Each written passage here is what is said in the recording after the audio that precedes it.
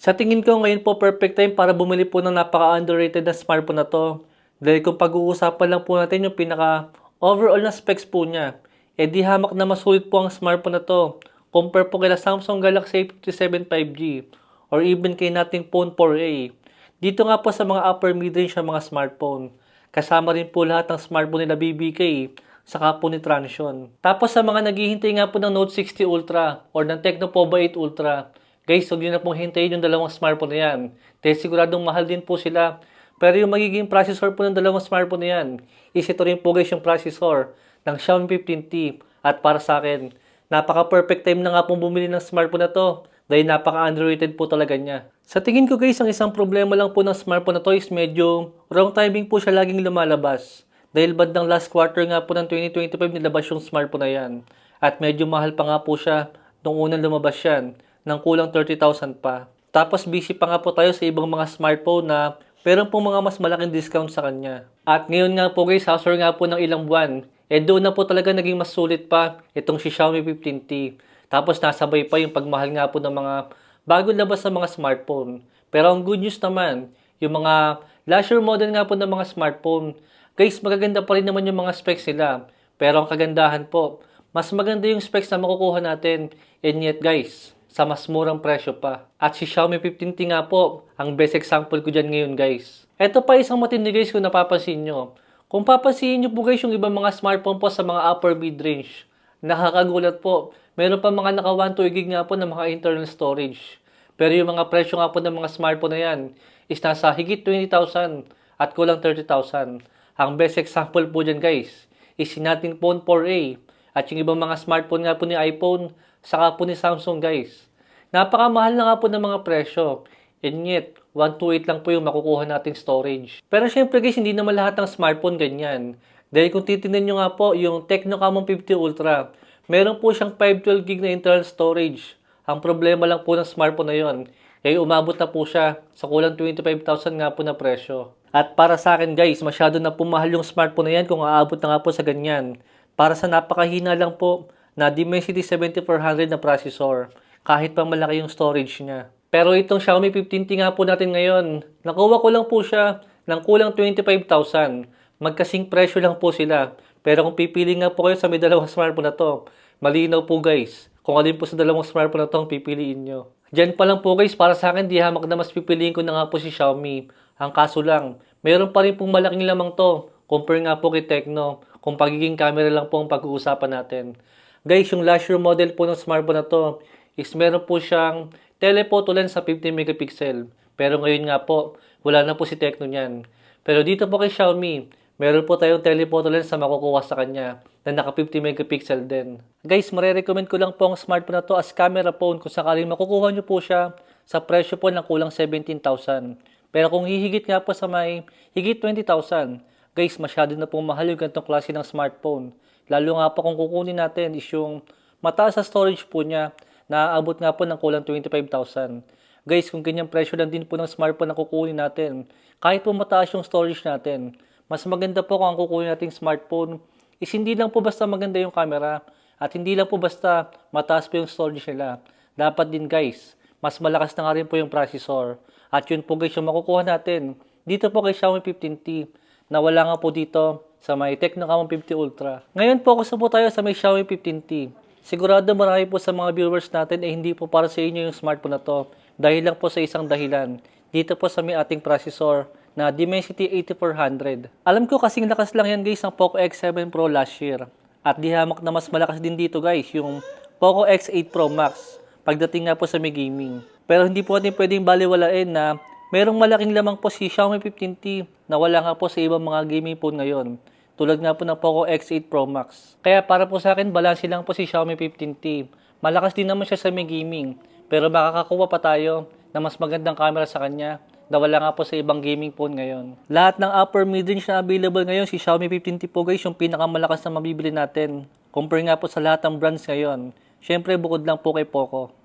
Munti ko na palang makalimutan yung last year model po ng Xiaomi 14T. Wala pong kasamang charger yun sa may box.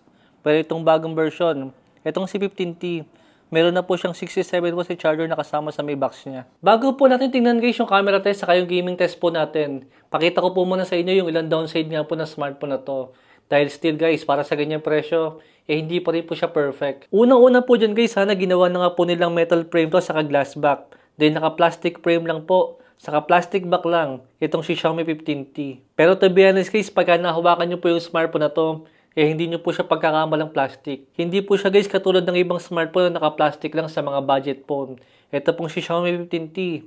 Kahit po naka-plastic siya, napaka-premium pa rin po niyang hawakan. Pangalawa yung battery natin. Guys, medyo maliit na po ang 55 mAh na battery para sa isang mid-range nga po na smartphone. Dahil karamihan nga po ng mga bago lumalabas ngayon, is at least meron na nga po silang 6,000 mAh na battery. Pero kahit pa paano naman guys, hindi naman sobrang baba ng kanyang battery. Still lamang pa rin po siya kay Samsung, saka po kay Nothing, na meron lang pong 5,000 mAh na battery. Pero si Xiaomi, naka 55 mAh na battery po siya. Dito guys, sa mga naging camera test natin, masyado ng basic kung magandang light condition pa rin po yung mga pipicturean natin. Kaya nga ipapakita ko na lang po sa inyo yung mga night shots natin, saka yung mga low light shots. Tapos lahat po ng picture natin dito is naka 2x zoom po yan. Tingnan nyo naman guys kung gaano siyang kaganda at yung gaano pa rin pong ka-detailed yung image natin. Yan po guys yung hindi kayang gawin ng maraming mga smartphone ngayon. Yung mabigyan po tayo ng magandang quality sa mga low light shots. Saka yung isang nagustuhan ko po dito is mas nag-focus po si Xiaomi. Nabigyan po tayo na mas natural color accurate nga po na image. Kaysa yung papalinawin nga. Kaso hindi naman ganun naka-color accurate yung image natin. Para sa akin guys, yan po yung gusto ko ng klase ng camera. Kumbaga kung ano po yung nakikita ng mata natin, yun din po guys yung magiging resulta ng picture natin. Unlike po sa ibang camera na medyo mas titingkad nga po at halatang ginagamitan ng AI. Masyadong haba yung video natin guys kung ipapakita ko po sa inyo lahat ng camera features nga po niya.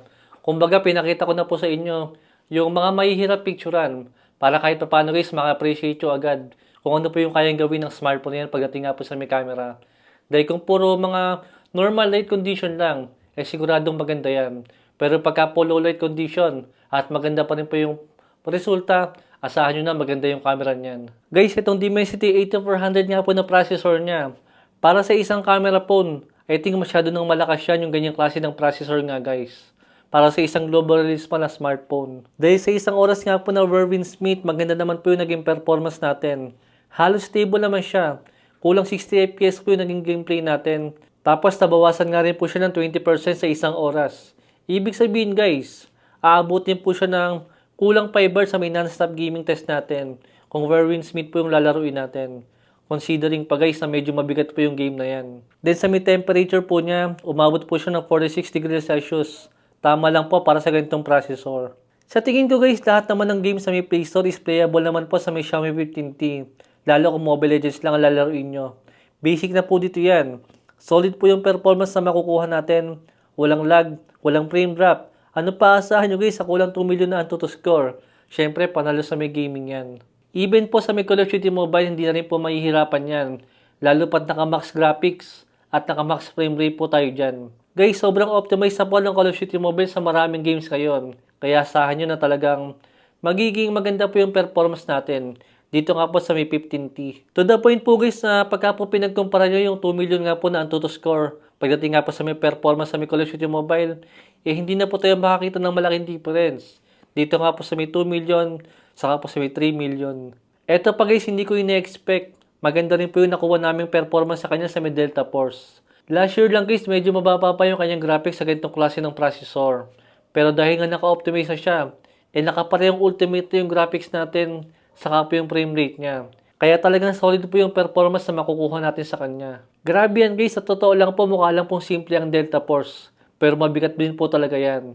Lalo kung nasa kulang 1.5 million lang po yung Antutu score nga po ng smartphone natin. Dito po sa may Crystal of Atlan, basic na yan dito guys, kahit isagad nyo po yung lahat ng graphics natin. Dahil wala pa rin pong kahirap-hirap yan dito nga po sa may Xiaomi 15T. Dahil 45 lang din po guys yung inabot ng kanyang temperature. Tapos sa may battery niya is 19% po yung nabawas sa kanya. Hindi na masama yan guys para sa isang 55 mAh na battery. Kaya kung sakaling hindi ka rin naman guys maglalaro ng medyo mabigat na game sa kanya, sigurado mas magiging matagal pa siyang malobat. Guys, ulitin ko lang po sa inyo. Kung global release po ang smartphone na hanap natin, si Xiaomi 15T na po guys yung isa sa pinakamagandang marirecommend ko sa inyo. Kung gusto niyo nga po ng camera phone, at maganda rin po sa may gaming. Siyempre, ibang usapan guys, yung isasama po natin, yung mga smartphone nga po sa mga China ROM. Ang hindi ko lang po guys maintindihan kay Xiaomi, pwede naman pala sila maglabas ng sulit na smartphone. Pero kung gaano po kaganda yung smartphone na to, ganun naman po yung kabaliktaran guys ng Redmi Note 15 Pro Plus. Guys, hindi po sila nagkakalayo ng presyo sa kulang 25,000. Pero yung specs po ng dalawang smartphone na yun, malayo po sa bawat isa. Kaya kung gaming phone po na camera po ng hanap nyo, si Xiaomi 15T po guys yung isa sa pinakasulit na mabibili natin. Meron po tayong link dyan sa may description kung saan po pwedeng umorder ng smartphone na yan. Thanks for watching.